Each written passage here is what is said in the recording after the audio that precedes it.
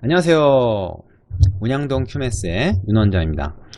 오늘은 저도 그렇지만 우리 중학생을 둔 학부모님들한테 중학교에서 수학 공부의 목적이 어떤 것이 되어야 될까, 이런 부분에 대해서 한번 말씀을 드려보려고 그래요. 초등학교에서의 수학 공부에 대해서는 또 다른 영상이 있으니까 그걸 좀 찾아보시면 되고요. 여기서 이제 중학교 내용만 얘기를 하겠습니다. 고등학교 수학 공부의 목적은 분명하니까 다들 아시죠? 예. 그건 이제 대학 입시를 잘 치르는 게 고등학교 수학의 목적이고, 중학교 수학의 우리가 목표는 어디다 두어야 될까? 중학 수학은 무엇이 중할까? 이런 부분을 한번 얘기해 보겠습니다. 자, 여러분, 중학교 수학 공부의 가장 중요한 목적은 무엇이라고 얘기를 해야 될까요? 이상적으로 수학적 사고력의 함양. 틀린 얘기는 아닌데, 이런 추상적인 목표 말고 좀 더 현실적인 얘기를 해보겠습니다. 제가 생각하는 중학교 수학 공부의 목적은 고등학교 수학을 불편 없이 공부하는 데 필요한 준비를 온전히 하는 것입니다. 자, 여기서 오해하기 쉬운 내용이 좀 있는데요. 고등학교 준비를 잘 하는 것이 중학교 수학 공부의 목적이다 라고 얘기를 하니까 대부분의 학부모님들이 그러면 선행학습을 하라는 얘기구나 라고 오해를 하세요. 오해하지 마시기 바랍니다. 중학교 때 고등학교 과정을 공부할 준비를 잘 해놓자 라는 말은 고등학교 선행 진도를 미리 빼놔야 된다, 이 말이 아닙니다. 자, 선행학습에 대해서 얘기를 좀 하자면 저는 개인적으로 선행학습에 대해서 좀 중도적인 입장이라고 볼 수 있어요. 굳이 따지자면 약간은 부정적이면서 중도적입니다. 이게 좀 헷갈리죠? 그러니까 선행학습 자체가 굉장히 무용하다, 이렇게 주장하는 건 아니에요. 나름의 의미가 있고 했을 때 유리한 점 분명히 있습니다. 그런데 이제 그 부작용이 워낙 크고 또 그 선행학습 때문에 다른 중요한 것을 놓칠 수 있기 때문에 좀 경계를 하는 편인 거죠. 그래서 적극적으로 선행학습을 해라, 이렇게 주장은 안 하지만 그렇다고 해서 선행학습을 반드시 해서는 안 된다고 얘기하는 것도 아닙니다. 즉 학생 개개인의 그 성향과 학습 상황, 조건, 이런 것들에 맞춰서 그 범위와 속도, 그 다음에 깊이, 이런 것들을 좀 조정해야 되는 부분인 거죠. 여기서 중요한 포인트는 양보다 질이라는 겁니다. 이건 단지 이제 그 선행학습에만 적용되는 것은 아니고 공부 자체가 이 질이 중요해요. 자, 그런데 우리가 왜 질보다 이렇게 양을 추구하게 되는가? 거기에 이유가 있습니다. 중학교 때에 비해서 고등학교 수학에서는 공부해야 될 분량이 엄청 많아지죠. 한 서너 배 이상 많아질 겁니다. 그러다 보니까 그 양에 처음부터 기죽고 들어가는 거예요. 그래도 이제 예전에 비해서는 이 고등학교 수학 공부의 분량이, 그 진도 분량이 좀 적어졌습니다. 최근 들어서. 그래도 아직 이제 느끼기에는 많은 게 사실이죠. 중학교에 비해서 특히. 이런 점 때문에 약간의 선행학습이 도움이 되는 측면이 분명히 있습니다. 근데 이제 문제는 뭐냐면, 이 많은 학생들이 선행학습 진도에 신경을 쓰다가, 즉 양에 신경을 쓰다가 그 공부의 질을 낮춰버리는 우를 범하기 때문에 그렇습니다. 그리고 이 양이라는 것은 금방 눈에 드러나지만 이 질적인 측면은 우리가 무시하기가 쉬워요. 특히 선행학습은 점검이 제대로 안 되기 때문에, 중간 기말고사를 보는 것도 아니잖아요, 선행학습으로. 그러다 보니까 얼마나 제대로 했는지 판단이 좀 어렵다는 거죠. 그리고 굉장히 이 선행학습으로 공부한 부분에 대해서는 학생이든 학부모든 간에 굉장히 너그러운 측면이 있어요. 그러니까 좀 못해도 어차피 이거 고등학교 가서 다시 할 거니까 지금은 한 50, 60 맞아도 괜찮아. 두 번, 세 번 보면 잘할 거야. 이런 믿음이 있는 거죠. 그런데 그 생각은 단연코 좀 저는 틀린 생각이라고 말씀드려요. 왜냐하면 우리가 선행을 하더라도 수박 겉핥기가 아니라 제대로 해놔야지. 수박 겉핥기로 해놓잖아요. 그럼 두 번째, 세 번째 볼 때도 그냥 수박 겉핥기 식으로 넘어가게 되기가 쉽습니다. 어차피 나중에 할 거니까 지금은 대충 해도 된다? 그런 논리가 어디죠? 그 아까운 시간을 왜 대충 공부하는데 들여야 되느냐, 그 말이죠. 그것도 손해지만 사실은 선행학습을 하면서 우리가 이제 기회비용을 지불하는 거잖아요. 시간, 그 시간을 다른 데 쓸 수 있는 거를 지금 선행학습에 쓰고 있는 거니까 그 어떤 기회비용이냐면 학습 진도에 신경 쓰다가 오히려 재학년 공부를 온전히 깊이 있게 못하는 경우가 생길 수 있기 때문에 그렇습니다. 이것이 제가 생각하는 선행학습의 가장 안 좋은 점이에요. 그래서 선행 진도를 좀 하더라도 이 부분을 반드시 신경을 쓰고 체크하면서 선행 진도를 나가야 됩니다. 재학년 학습에 구멍이 생기면 이건 이제 전문용어로 학습 결손이라고 하죠. 학습 결손이 있는데 그거는 무시하고 앞서서 그냥 선행 진도를 빼버리는 거는 정말 망치는 길이에요. 학습 결손이 있는지를 체크를 해서 그것이 발견이 되면은 선행이고 뭐고 이런 거 집어치우고 우선 그거부터 먼저 메꿔야 됩니다. 그리고 사실 학습 결손이 있는 상태로 선행학습을 하잖아요. 선행학습 자체가 잘 될 수가 없어요. 제가 양보다 질이라 그랬는데 질을 낮추는 공부를 하게 되는 겁니다. 그래서 제가 생각하는 적당한 선행 진도는 한 학기에서 한 1년 정도, 이 정도가 적당하고 1년을 넘어선 즉 3학기, 4학기 이상의 선행을 하는 것은 별로 추천드리지 않습니다. 대부분의 학생에게. 물론 이제 아주 탁월하게 잘하는 학생들 같은 경우에는 그 이전에 공부한 부분의 완성도도 높고 하는 경우에는 진도를 더 많이 나가도 크게 지장이 없어요. 그런데 그런 학생들의 비율은 의외로 적습니다. 아마 5% 정도일 거라고 생각해요. 저는 많이 봐야 한 10%, 10명에 1명도 안 되는 거죠. 그런데 대부분의 이제 부모님들이 잘못 생각하신 게 우리 애가 바로 그 10명 중에 1명, 20명 중에 1명에 드는 인재다라고 생각하고 싶은 거죠, 사실. 근데 그게 우리가 현실과 희망은 좀 구분을 해야 됩니다. 그러니까 우리의 상태를 판단해서 선행을 결정하는 게 아니고 대부분 사람들이 어떻게 하냐면 옆집 애가 어디까지 했냐를 가지고 우리 애의 진도를 기준을 삼아 버려요. 왜 그렇게 그거를 상대적으로 비교를 해서 학습 계획을 잡는 건지 저는 도저히 이해를 할 수가 없어요. 우리 집에는 옆집 애랑 다른 애인데. 자, 근데 제가 이렇게 얘기를 하면 제 앞에서는 정말 그렇습니다. 재학년과를 잘해야죠. 이렇게 수긍을 하시던 분들도 막상 이제 다음날 커피숍 가서 이제 엄마들하고 만나서 뭐 이런 얘기하다가 네 집 애는 벌써 정석 수학 2 뭐 벌써 다 풀고 있대. 그 얘기를 들으면 이제 또 어떻게 돼요? 눈이 돌아갑니다. 그래서 내가 이게 지금 잘못하고 있는 거 아닌가? 우리 애만 혼자 뒤처지는 거 아닌가 하는 그런 불안감을 갖게 되는 거죠. 자, 그런데 그 불안감을 먹고 사는 것이 바로 학원입니다. 그 엄마들은 그런 얘기 들으면 불안해요. 불안하니까 귀가 얇아집니다. 왜 근데 불안할까요? 그거는 이제 자녀 교육에 대해서 우리가 확신이 없기 때문에 그래요. 왜 확신이 없느냐? 잘 모르기 때문에 확신이 없습니다. 그럼 왜 잘 모를까요? 배운 적이 없으니까. 우리 아이를 잘 파악하고 올바른 교육을 하는 것, 이것에 대해서 우리가 따로 배운 적이 별로 없죠. 우리가 학교에서 사실은 가르쳐야 할 중요한 그 인생의 지식이 그 금융 지식하고 그 다음에 이 자녀 양육과 교육에 관한 지식인데 우리나라에서는 그런 거 안 가르치잖아요. 그 돈 벌고 애 키우는 게 한 사람의 인생에 있어서 얼마나 중요한데 그 중요한 걸 안 가르칩니다. 그래서 그 부분에 대해서 잘 모르고 그리고 불안해요. 그러니 이제라도 좀 열심히 우리가 배우자는 겁니다.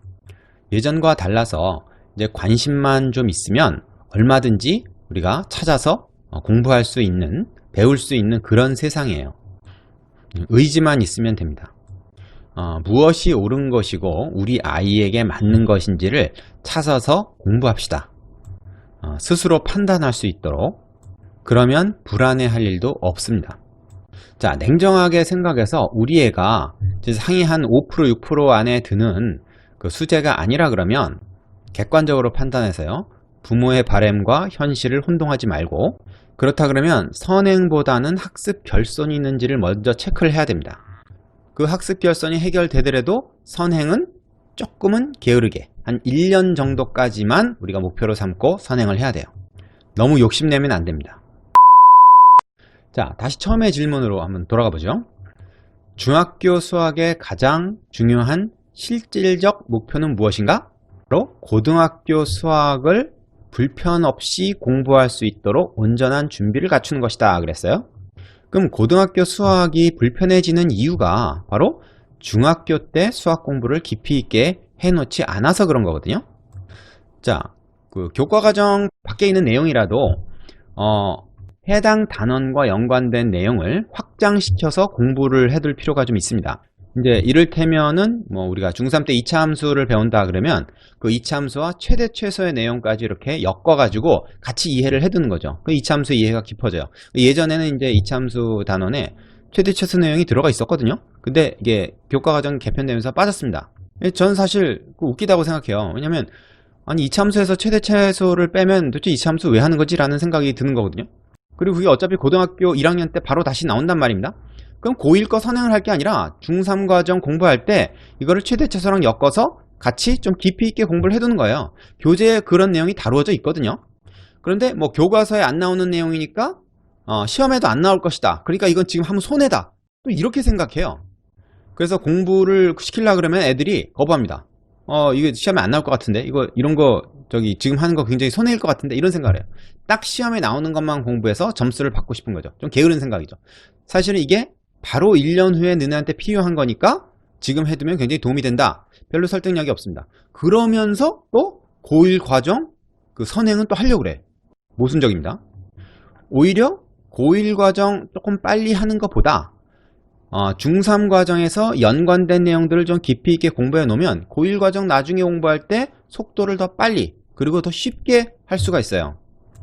자, 제가 1년 이상의 선행, 2년, 3년 넘어가는 선행을 좀 반대하는 이유도 사실 이거와 좀 연관이 있습니다. 그 앞부분이 탄탄히 다져진 다음에 그 다음 거를 나가는 게 쉬운데 이거 2년, 3년 빨리 선행하는 애들은 그게 잘 안 되거든요. 그래서 고1 과정을 완전히 꿰인 상태에서 고2, 고3 과정을 한 게 아니라 그냥 고1, 고3을 쫙 마치고 그 다음에 그 다음 진도, 그 다음 진도 이런 식으로 나간단 말이에요. 그러니까 이게 진도는 나가더라도 그 완성도라는 게 높아지기가 쉽지가 않은 거예요. 그래서 하여튼 제가 계속 강조하는 것은 바로 공부의 퀄리티, 완성도, 질 이런 부분입니다. 제가 학생들한테 자주 하는 표현이 이런 게 있어요. 내가 애들을 한 20년 가르쳐 보니까 진도가 늦어서 망한 경우는 못 봤다. 거의 내가 나간 진도를 제대로 공부를 못해서 잘 몰라서 망하는 경우지 진도 자체가 늦어서 망하는 경우는 거의 못 봤다. 그런 얘기를 해주거든요. 굉장히 솔직한 얘기입니다. 그게.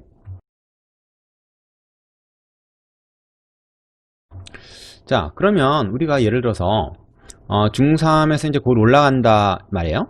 그러면은 과연 내가 중학교 3년치 공부를 얼마나 제대로 했을까 하는 좀 의문이 들잖아요. 그걸 어떻게 체크해 볼 수 있지? 내 학습 결손이 얼마나인지 어떻게 알 수 있지? 그 방법을 찾아보면 있습니다. 자, 제가 여기서 한 2가지 정도를 제시해 드릴 텐데요. 첫째로 얘기할 수 있는 것이 고1 3월 모의고사 점수입니다. 이건 중학교 3년 과정을 30문제로 테스트할 수 있는데요. 이걸 최근 3, 4년치 고1 3월 전국 모의고사 문제를 뽑아다가 시간 딱 100분 재가지고 풀어보는 겁니다.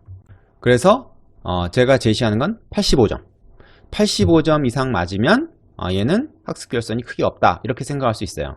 그 85점 별거 아닌 것 같죠. 막상 해보면 쉽지 않습니다. 왜 그러냐면 요새는 연합고사를 안 보기 때문에 애들이 최근 건 기억해도 이전 거는 중간 기말 지나면서 다 잊어먹어요. 그래가지고 오히려 2학년 1학년 과정에서 오답이 많이 나옵니다. 그게 이제 얘 학습 결손이 될 수 있는 부분들이에요.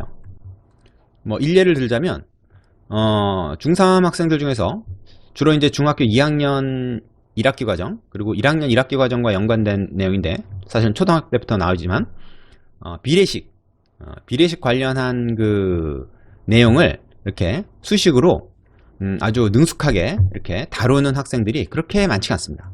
그래서 이런 테스트를 통해서 그런 부분들이 발견이 되면 그냥 점수만 확인하고 넘어가는 게 아니라 그 틀린 문제를 통해서 내가 뭘 보완해야 되겠구나 하는 걸 찾을 수 있다는 거죠. 그래서 고1 3월 모의고사 중학교 3학년 전체를 테스트해 볼 수 있는 요걸 한 3, 4년치 풀어보는 게 굉장히 좋은 체크 방법이 됩니다.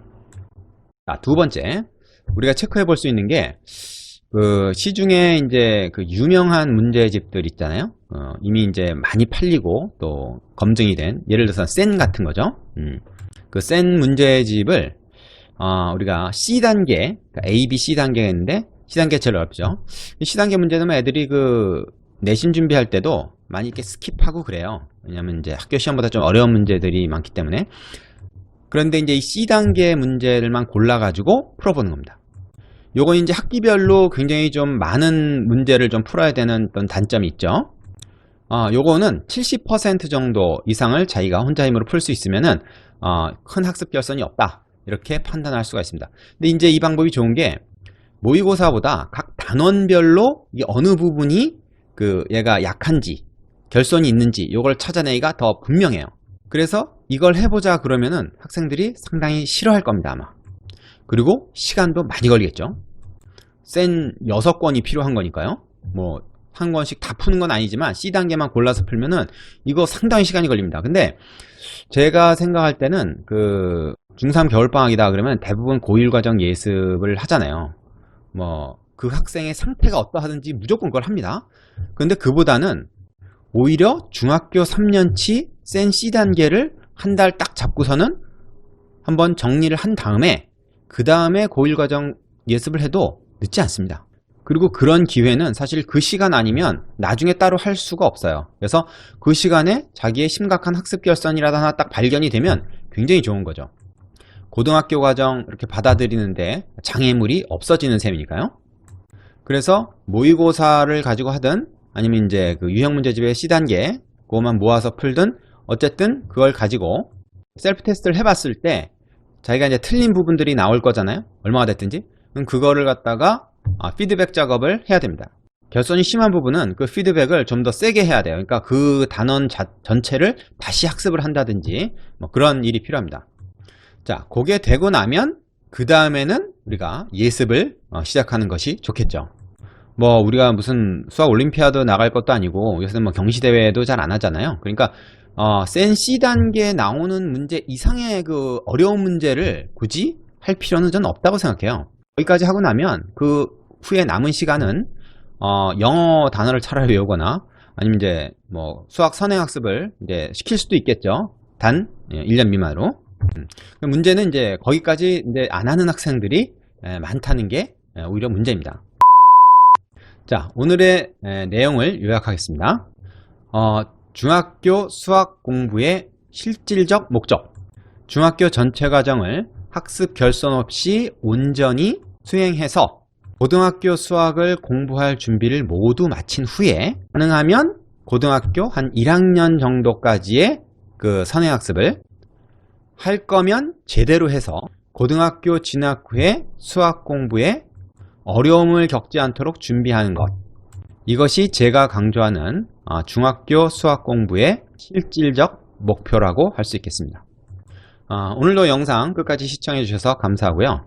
저는 다음에 더 좋은 내용으로 다시 찾아오겠습니다. 고맙습니다.